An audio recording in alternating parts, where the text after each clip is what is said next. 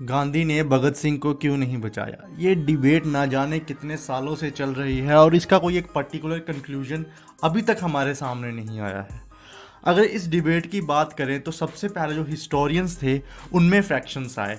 वो दो ग्रुप्स में डिवाइड हो गए। एक ग्रुप जो कि सपोर्ट कर रहा था गांधी जी को और जो दूसरा ग्रुप जो कि सपोर्ट कर रहा था भगत सिंह को। इस फ्रैक्शन के बाद जो अगला फ्रैक्शन आया वो आया पॉलिटिकल लीडर्स के बीच में। एक तबका पॉलिटिकल लीडर्स का गांधी जी को सपोर्ट कर रहा था, एक तबका पॉलिटिकल लीडर्स का भगत सिंह को सपोर्ट कर रहा था। इन दो फ्रैक्शंस के बाद जो तीसरा फ्रैक्शन हुआ वो हुआ आम नागरिकों का। आम नागरिक भी इन दो ग्रुप्स में बढ़ चुके थे, बट आज तक कोई कंक्लूजन नहीं मिला इस डिबेट का कि क्या गांधी जी भगत सिंह को बचा सकते थे। अगर बचा सकते थे तो क्यों नहीं बचाया। तो ये डिबेट काफ़ी बर्निंग इशू रहता है। आपने अक्सर सुना होगा, कई न्यूज़ चैनल्स पे भी ये डिबेट चलती रहती है और फेसबुक, व्हाट्सएप, इंस्टाग्राम, जितने भी सोशल मीडिया प्लेटफॉर्म्स हैं वहाँ पे भी ये डिबेट चल रही होती है। और किसी डिबेट में गांधी जी को विलन दिखाया जाता है और किसी डिबेट में गांधी जी को हीरो दिखाया जाता है। तो आज हम जानेंगे और देखेंगे कि ये पूरा जो डिबेट है इसके बारे में जानेंगे और कोशिश करेंगे कि हम किसी कंक्लूजन तक पहुँचे। तो आपको ऐसे पता है कि कोई भी डिबेट, कोई भी मुद्दा जो होता है उसकी कंक्लूजन तक पहुंचने के लिए पहले उसका हिस्ट्री का जानना बहुत ज़रूरी है। तो आज हम इस वीडियो में जानेंगे कि एक्चुअली क्या हिस्ट्री है इस डिबेट की, इस मुद्दे की क्या हिस्ट्री है। तो लास्ट तक बनिए रहिए। तो चलिए फिर शुरू करते हैं। देखिए, जब 20वीं सेंचुरी स्टार्ट हुई तो उसके स्टार्टिंग में काफ़ी एजिटेशंस हुए भारत में। कुछ पॉलिटिकल एंगल से हुए और कुछ एक्सट्रीमिस्ट एंगल से हुए। पॉलिटिकल एंगल से ये डिबेट्स हुई कि तब जो पॉलिटिकल लीडर्स थे, जो नई नई हमारी पॉलिटिकल एस्पिरेशंस जाग रही थी तब, तो उनको लगा कि अगर हमें आज़ादी चाहिए तो हमें पहले सिस्टम में घुसना पड़ेगा और सिस्टम में घुसने के लिए पॉलिटिक्स एक बेस्ट ऑप्शन था। वही जो दूसरा तबका था वो था एक्सट्रीमिस्ट का, जो कि चाहते थे कि अगर आपको आज़ादी चाहिए, अगर हमें आज़ादी चाहिए तो बिना वायलेंस के आज़ादी नहीं मिलेगी। हम रूल्स एंड रेगुलेशंस को फॉलो करके, जो ब्रिटिशर्स ने बनाए थे उनको फॉलो करके हम कभी भी आज़ाद नहीं हो सकते। हमें उन रूल्स एंड रेगुलेशन को तोड़ना पड़ेगा, चाहे ही उसमें हमें वायलेंस क्रिएट करना पड़े। तो इनको हम कहते हैं एक्सट्रीमिस्ट। अब जब ये दो ग्रुप्स जब लड़ रहे थे, इनका जो मोटिव था वो सेम ही था, आज़ादी दिलवाना, बट जो इनका जो रास्ता था आज़ादी दिलवाने का वो अलग अलग था। तो अक्सर इनकी आइडियोलॉजीज में क्लैशेस हो जाते थे और इनकी आइडियोलॉजीज में काफ़ी क्लैशेस हो जाते थे। तो बात है 1919 की, जब साइमन कमीशन भारत में आया। साइमन कमीशन को इसलिए अपॉइंट किया गया था कि वो देख सके कि जो पॉलिटिकल नीड्स, जो पॉलिटिकल डिमांड्स हैं सिटीजन्स ऑफ इंडिया की, क्या वो फुलफिल की जा सकती हैं और अगर उन पे क्या रिफॉर्म्स लाने चाहिए हमें, ताकि जो इंडियंस की डिमांड है वो भी फुलफिल हो जाए, जो हमारा पर्सनल मोटिव है वो भी फुलफिल हो जाए। तो इस डिमांड्स को एग्जामाइन करने के लिए सर जॉन साइमन की रेख देख में एक कमीशन अपॉइंट किया गया जिसको कहते हैं साइमन कमीशन। और मेन बात ये थी कि इस पूरी कमीशन में कोई भी इंडियन नहीं था। अब आप इंडिया का फ्यूचर डिसाइड कर रहे हो और उसमें कोई इंडियन ही नहीं है, तो ये बात हमारे पॉलिटिकल लीडर्स और रेवोल्यूशनरीज को पसंद नहीं आई और उन्होंने एजिटेशन की। और इसी एजिटेशन के दौरान एक बहुत ही बड़े पॉलिटिकल लीडर्स थे, लाला लाजपत राय, उनकी मौत हो गई। जो लाला लाजपत राय थे, भगत सिंह उनको अपना गुरु मानते थे। और जब उनकी मौत हुई तो भगत सिंह ने अपनी एसोसिएशन, जो HRA एसोसिएशन की जिसके वो पार्ट थे, उनके साथ मिलके एक असैसिनेशन प्लान किया। असैसिनेशन था असिस्टेंट सुपरिटेंडेंट ऑफ पुलिस सॉन्ड्रेस का, बट गलती से उन्होंने सॉन्ड्रेस की जगह स्कॉट नामक एक पुलिस ऑफिसर को मार दिया और वहां से फरार हो गए। और उसके कुछ महीनों बाद ही भगत सिंह ने दिल्ली लेजिस्लेटिव असेंबली में बम ब्लास्ट किया। वो ब्लास्ट बेसिकली किसी को हार्म पहुंचाना नहीं था, वो बेसिकली एक मैसेज देना था। और उन्होंने अपनी गिरफ्तारी भी करवाई भगत सिंह ने। लेकिन जब भगत सिंह जेल में गए तो उन्होंने कुछ डिमांड्स रखी, जो कि डिमांड्स ब्रिटिश एडमिनिस्ट्रेशन मानने को तैयार नहीं था। उनमें से एक डिमांड थी कि उनके साथ भी वैसा ही ट्रीट किया जाए जैसे कि पॉलिटिकल प्रिजनर्स के साथ ट्रीट किया जाता है। पॉलिटिकल प्रिजनर्स वो होते थे जो कि पॉलिटिकल पार्टी से जुड़े होते थे, लेकिन जो भगत सिंह थे ये किसी पॉलिटिकल पार्टी से जुड़े नहीं थे, ये इंडिपेंडेंट रेवोल्यूशनरीज थे और ये यही डिमांड कर रहे थे कि हम भी वही काम कर रहे हैं जो कि पॉलिटिकल पार्टीज कर रही हैं, जो कि देश की आज़ादी की डिमांड कर रहे हैं। तो हमारे साथ ऐसा डिस्क्रिमिनेशन क्यों जेल में? हमें भी पॉलिटिकल प्रिजनर्स की तरह रखा चाहिए। बट एडमिनिस्ट्रेशन ये बात मानने को तैयार नहीं था। इसी दौरान एक मूवमेंट चली जिसका नाम था डांडी मार्च या सॉल्ट मार्च, जो कि गांधी जी ने चलाई। और ये मूवमेंट इतनी ज़्यादा चली और इसने गवर्नमेंट की नाक में इतना दम कर दिया कि गवर्नमेंट को टेबल पे आना पड़ा गांधी जी के साथ, और उन डिमांड्स पे नेगोशिएशन हुई। और ये पूरी नेगोशिएशन जो है उनको कहते हैं गांधी इरविन पैक्ट। जो लॉर्ड इरविन थे तब ये वॉइसराय थे, तो उन्होंने गांधी जी को बुलाया कि आप आइए, टेबल पे आइए, नेगोशिएट कीजिए ताकि हम एक मिडिल पाथ निकाल सकें।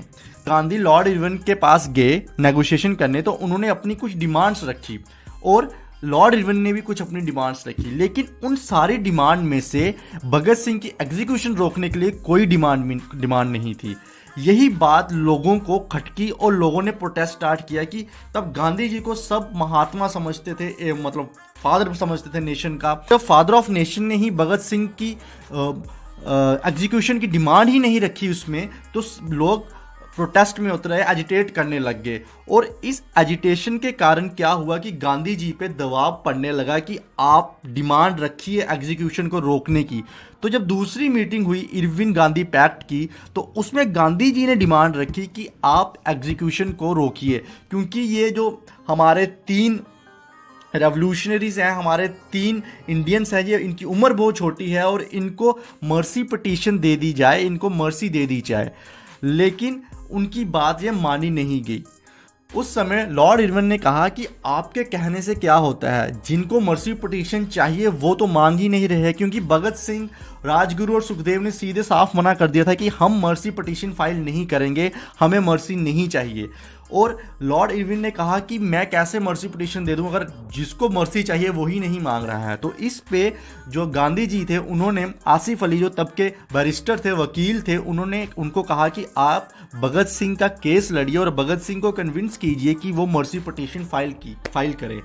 बट जब आसिफ अली के कहने पे भी भगत सिंह ने मर्सी पिटीशन फाइल नहीं की, तो फिर गांधी जी के पास दूसरा कोई रास्ता बचा नहीं था। जब तीसरी मीटिंग हुई तो गांधी जी ने फिर से डिमांड की कि अगर वो मर्सी पिटीशन नहीं मांग रहे हैं तो आप अपनी तरफ से, गवर्नमेंट ऑफ इंडिया की तरफ से उनको मर्सी पिटीशन दे दीजिए। लेकिन इरविन के ऊपर बहुत प्रेशर था। इरविन के ऊपर प्रेशर ये था कि जो पंजाब में जो सिविल सर्वेंट्स थे, उन्होंने कहा अगर भगत सिंह को मर्सी पिटीशन दे दी गई तो हम सब रिजाइन कर देंगे, क्योंकि उनको डर था कि अगर भगत सिंह को मर्सी पिटीशन दी जाती है तो ऐसे 100 भगत सिंह और खड़े हो जाएंगे जो कि हमें दिन दहाड़े मर्डर कर देंगे हमारा। तो उनका ये डर था कि, और उन्होंने ये डर लॉर्ड इरविन को बताया कि अगर लॉर्ड इरविन आपने उनको मर्सी पिटीशन दे दी तो हम रिजाइन कर देंगे। और दूसरा प्रेशर उन पे ये था, जिनका असैसिनेशन किया था स्कॉट का, उनकी फैमिली की तरफ से भी बहुत दबाव था। तो लॉर्ड इरविन चाहते हुए भी मर्सी पिटीशन नहीं दे सकते थे।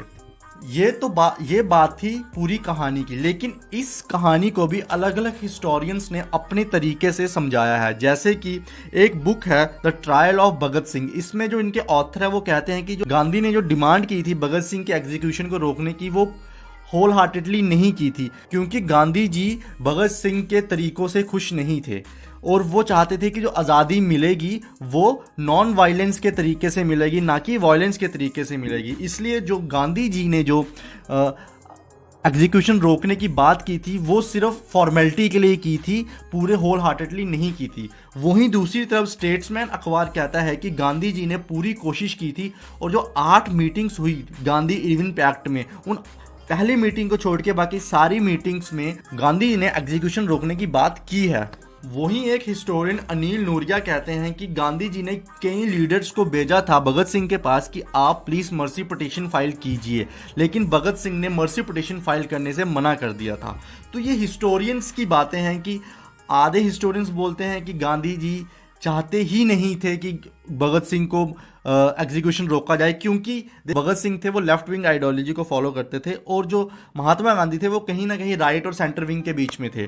तो इन दोनों की आइडियोलॉजीज अलग थी, इन दोनों के तरीके अलग थे, बट इनका जो मकसद था वो एक था। ऐसा नहीं है कि भगत सिंह गांधी जी से नफरत करते थे या गांधी जी भगत सिंह से नफरत करते थे, बट उनके जो तरीके थे वो अलग अलग थे। भगत सिंह कहते थे कि गांधी जी एक महान इंसान है, लेकिन जो उनके तरीके हैं आज़ादी पाने के लिए वो मुझे कहीं धुंधले दिखते हैं। और वही गांधी जी कहते थे कि जो भगत सिंह कर रहे हैं वो मेरे प्रिंसिपल्स में नहीं है। मैं अगर आज़ादी वायलेंस पे मिली तो मैं उस आज़ादी को स्वीकार करने से नकार दूंगा। तो ये उन दोनों की आइडियोलॉजी में फ़र्क था, और यही फ़र्क के कारण जो ये डिस्प्यूट फैला कि गांधी जी ने होल हार्टेडली भगत सिंह के लिए प्लीड नहीं किया, ये जायज़ था। और एक वजह ये भी है जिससे कि गांधी जी पे उंगलियां उठाई जा रही हैं कि गांधी जी ने प्रेशर में आके एग्जीक्यूशन की बात की, क्योंकि पहली मीटिंग में उन्होंने कोई एग्जीक्यूशन की बात नहीं की थी। जब उन पे प्रेशर डाला गया उसके बाद उन्होंने एग्जीक्यूशन को रोकने की बात की। तो यहाँ से थोड़ा सा ये साफ दिखता है कि गांधी जी का भी शायद खुद मन नहीं था कि वो एग्जीक्यूशन की बात को गांधी इरविन पैक्ट में डाले, बट उनको मजबूरी में डालना पड़ा क्योंकि इतना प्रोटेस्ट चल रहा था, इतनी एजिटेशन चल रही थी देश में। तो ये सब पूरा सीन था जो उस समय हुआ। आई होप आप किसी कंक्लूजन पे पहुंचे होंगे। ये मैं आप पे रखता हूं कि आप क्या डिसाइड करते हैं कि गांधी जी ने जानबूझ के भगत सिंह को नहीं बचाया या कुछ कंडीशन ही ऐसी थी कि गांधी जी चाहते हुए भी नहीं बचा पाए। ये आप पे छोड़ता हूं, जैसा आप इसको इंटरप्रेट करना चाहते हैं आप कर लीजिए, और कमेंट्स में ज़रूर बताइए कि आपको क्या लगता है कि गांधी जी ने सच में नहीं बचाया या बचाना ही नहीं चाहते थे।